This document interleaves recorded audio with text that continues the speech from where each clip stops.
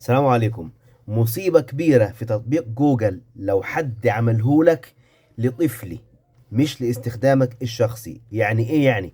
موضوع ايميل جوجل ده موضوع لطفلي، ده انك انت بتعمل حساب جوجل للرقابة الابوية، انك انت عايز تراقب اطفالك بيستخدموا الانترنت ازاي، بيشوفوا ايه، بيحملوا ايه، تشوفهم استخدموا التليفون الساعة كام وتوقف الساعة كام.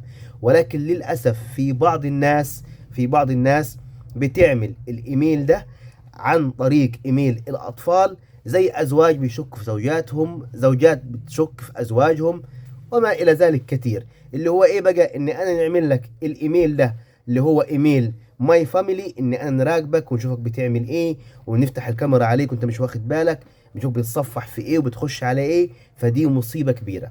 فاللي عايزك تفهمه ان لو اي حد عمل لك ايميل للاطفال او ماي فاميلي، ادخل عندك لو تعرف الباسورد بتاعك احذفه واعمل واحد لشخصي اللي هو لنفسك. لو مش عارف الباسورد بتاعك يبقى لازم تدخل تحفظ بياناتك وتعمل ضبط مصنع للموبايل. الا بقى اذا انت كنت واثق مليون في المية في الشخص اللي عمل لك الايميل. وحتى لو واثق فيه، الايميل للاطفال ده ما ينفعش انت تستخدمه كشخص كبير، لانه هيحدد لك الاستخدامات في التليفون، وهيحدد لك البرامج اللي انت هتنزلها، وهيحدد لك الحاجات اللي انت حابب تشوفها.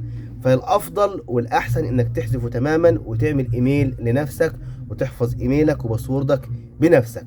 لانه دي مصيبة كبيرة. في ناس بتجيني بتقول لي انا في حد عمل لي ايميل للاطفال، ولكن احيانا الكاميرا بتفتح تلقائي، في حاجات مش كويسة بتيجي عندي. يعني مراقبة بمعنى أصح، هو للأطفال، ولكن الشخص الكبير اللي عمل الإيميل ده بيعرفك بتعمل إيه وبيراقبك وبيشوفك بتخش على إيه وبتعمل إيه، زي ما قال الكتاب.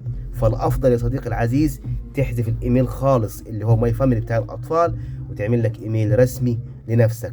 دي نصيحة حبيت أشاركها معاكم. بحبكم في الله. تحياتي لكم.